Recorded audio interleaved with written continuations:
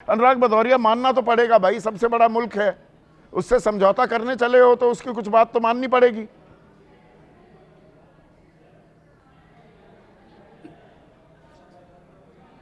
Sign होती थी तो दोनों देश के रिप्रेजेंटेटिव बैठते थे। बाकायदा आपने भी वीडियो देखा होगा, उसके बाद एक बार में भी ट्रेड डील साइन हो जाती थी और जारी हो जाती थी। अब ट्रेड डील कैसे हो रही है? पहले अमेरिका से एक ट्रम्प साहब के यहाँ से ट्वीट होता है कि परसेंट ऑफ टैरिफ कर दिया है और हमारा जो माल जाएगा वो जीरो हो जाएगा। फिर उनके एक एग्रीकल्चर सेक्रेटरी हैं, वो ट्वीट करती हैं कि उनका नाम है ब्रुक रोलिंस, ट्वीट हाँ, करती हैं कि अब हमारे अमेरिकन फार्मर्स को बड़ा फायदा होगा और हम अपना एग्रीकल्चर प्रोडक्ट इंडिया में बेच पाएंगे और हमारे ऊपर जीरो टैरिफ लगेगा। फिर उसके बाद जब यहाँ हिंदुस्तान में बात उठती है तो उसके बाद फिर उसके तीसरे चौथे दिन हमारे वाणिज्य मंत्री आते हैं, फिर बताते नहीं आप एक साझा हमने साइन कर पर लिया है, गिव एंड लेकिन ये टेक भी तो होता है अंतरिम ना, है। अभी जब उसमें कारोबार अभी ये करोगे। बात है, जबकि कमाल का अनुराग, अनुराग, डबल कारोबार नहीं नहीं करोगे, व्यापार करोगे, ये बात रोहित अग्रवाल तो ठीक कह रहे हैं। लेन देन तो होगा ना, कहीं वो झुकेंगे कहीं हम झुकेंगे, हित साधने की बात है। एक ही कटोरे में हम पूरा का पूरा अपना भविष्य या तो देश का विकास क्यों उस पर दांव लगा दें। देखिए, झुकना अलग चीज होती है और लेट जाना अलग चीज होती है। ये झुकना तो ठीक है भाई, आप एक दूसरे के डील करेंगे तो थोड़ा बहुत झुकते हैं। ऐसा थोड़ी होगा कि आप जीरो टैरिफ की बात करने लग जाएंगे। ट्रम्प हमें यूएस हमें समझाएगा कि हमें कि तेल किससे खरीदना है किससे नहीं खरीदना है। ये यही हमारा है, जहां से हमें सस्ता मिलेगा हम खरीदेंगे, आप सस्ता दोगे तो आपसे खरीदेंगे। इसीलिए तो नहीं, हमने पहले कहा ना आप ही ये कह रहे डील थे नहीं है, अरे दूध में ये हो गया खेल, ये वो डील चर्बी है। हड्डी वाला आप तो मांस डील खाने दे रहे हो, वाली आप गाय तो का दूध आएगा, जीएम सीड आ जाएंगे। अब सरकार तो भरोसा कुछ और दे रही है। कल आ गया सरकार का कि हम नहीं आने देंगे ऐसा दूध, नहीं आने देंगे जेनेटिकली मॉडिफाइड मैं मक्का या सोया या मैं वही अनाज। आप बता वही तो मैं कह वही तो मैं कह रहा हूं कि बार बार जब सवाल पूछा गया वाणिज्य मंत्री जी से कि भाई पेट्रोल के बारे में, सॉरी, इस हमारा तेल के बारे में, तो कह रहे इसका जवाब विदेश मंत्री देंगी। अब विदेश मंत्री से पूछेंगे तो शुक्र उन्होंने तो उन्होंने उन पे टाल दिया। मतलब कल एग्रीकल्चर मंत्री से पूछना, जब बोल देंगे एग्रीकल्चर मंत्री एग्रीकल्चर का जवाब देगा, ऑयल का मंत्री ऑयल का जवाब देगा, फिर कहेंगे जो फूड प्रोसेसिंग मंत्री हैं वो देंगे क्या, फूड आएगा नहीं आएगा। माने ये क्या हो रहा है समझ में नहीं आ रहा। इसके मतलब हमारी सरकार ही क्लियर नहीं है कि उसने साइन क्या किया है। अगर उसने साइन क्या किया इसे नहीं मालूम है या कुछ छुपाने की बात हो रही है। ऐसा कैसे हो सकता है एक सरकार का मंत्री दूसरे सरकार पे डाल रहा है? इसके मतलब कहीं ना कहीं कुछ तो हमें गड़बड़ है ना, जो मंत्री तो बताना नहीं चाह कहीं रहा है। कुछ तो गड़बड़ वो है, हम जानना कहीं चाह कोई रहे हैं, भाई हिंदुस्तान कंफ्यूजन में जो है। अधिकार है। ये कंफ्यूजन भारी मंत्रियों को नहीं है जानकारी, शीतल। और ये तो हमारा सबसे भरोसेमंद सदाबहार ऑल वेदर फ्रेंड रूस से तेल लेने की बात हो रही है। बीच में वो पर्ची भी थमाई गई थी सूत्रों के हवाले से। खबर ब्रेक आजकल नॉर्मल है नेशनल न्यूज चैनल्स में कि रूस के अधिकारियों ने कहा है, सूत्रों के हवाले से खबर, भारत ने ऐसा कुछ नहीं कहा है, वो तो खरीदेगा। ये हो क्या रहा है, इस पर क्लैरिटी क्या नहीं आनी चाहिए? नहीं, क्लैरिटी है। मार्च के बाद हमारा कोई ऑर्डर रूस से अब नहीं है।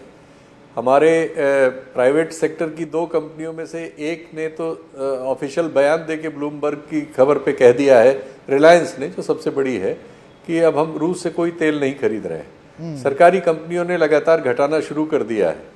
हम ये जानते हुए कि हमें पिछले सालों में करीब 8 से लेके $15 प्रति बैरल की छूट मिली रूस से, और हमने काफ़ी उसमें पैसा बचाया।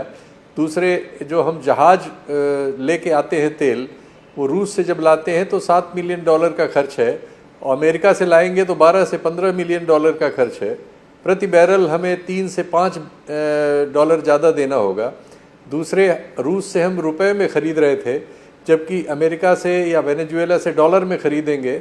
डॉलर के ख़रीदने में एक तो हमारी इकोनॉमी पे बोझ पड़ता है कि हमें डॉलर का जुटाना पड़ता है, ये महंगी करेंसी है, और उसके लिए हमारे जो बैंकिंग सिस्टम की कीमत देनी पड़ती है, और ये एक चैलेंज बनता है हमारी सार्वभौमिक स्थिति में। रुपए में करते ही हम सार्वभौम होते हैं, दिलावर खान डॉलर है, में एक करते ही हम सेकंड शीतल डिपेंडेंट भाई, होते हैं। दिलावर खान है, आप ही जो आप विश्लेषण कर रहे हैं उससे जुड़ा सवाल पूछ रहे हैं, महाराष्ट्र वासी हैं।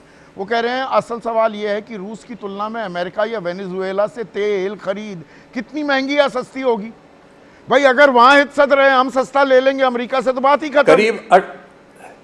ये सरकार को साफ करना चाहिए ना। करीब $18 का प्रति बैरल आज के ब्रेंट रेट से पड़ेगा हमें, करीब $18 का प्रति बैरल। और हम करीब 5 मिलियन बैरल जो है रोज कंज्यूम करते हैं, 50 लाख मिलियन। हाँ। तो इसमें मान लीजिए 2 मिलियन भी रूस से आ रहा था। हाँ, तो इसमें मान लीजिए कि 2 मिलियन यानी 20 लाख बैरल भी रूस से आ रहा था। तो आप समझ सकते हैं कि 18 और 20 मिलियन का आप लगा दीजिए कि रोजाना का आपका कितना आप नुकसान करेंगे। और चूंकि हमारा रुपया लगातार अकेली करेंसी है एशिया में जो डॉलर के अगेंस्ट टूटती चली जा रही है, बाकी सारी करेंसी बेहतर कर रही है। दूसरे जो डिपेंडेंसी जापानी करेंसी और हमारा, हम दो करेंसी का बुरा हाल है। जैसे चाइना ने किया वो करीब चाइना ने करीब 30% जो है डॉलर का एक्सचेंज अपने बिजनेसेस में कम कर लिया है और प्रतिवर्ष वो बढ़त हो रही है। हम नहीं, ये आंकड़ों से भी बड़ी तस्वीर वो भी अब रूस से खत्म करने के बाद 0 पे। नहीं, पर हम रूस के साथ जो हमारी इतनी पुरानी दोस्ती है, वो दोस्ती के मायने क्या रह जाएंगे? रूस किस तरह से रिएक्ट करेगा कि अमेरिका ने कह दिया भारत ने तेल लेना ही बंद कर दिया। रूस को कॉर्नर करने की कोशिश की जा रही है ना, उसका इकोनॉमिक स्ट्रैंगुलेशन यानी कि उसकी आर्थिक नाड़ की उस नस को दबाने की कोशिश है। उसमें भारत भागीदार हो जाएगा अमेरिका का। इसके बड़े सामरिक कूटनीतिक मायने तो ये हो जाएंगे ना। 2 चीजें हैं।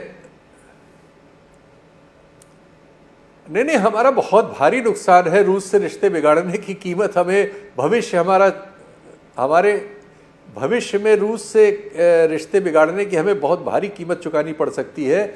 और डॉलर डिपेंडेंसी कभी भी दुनिया में किसी के भी फेवर में नहीं गई, एक देश इजराइल को छोड़ के, और अदरवाइज सभी लोगों को उसकी ज्यादा कीमत चुकानी पड़ती।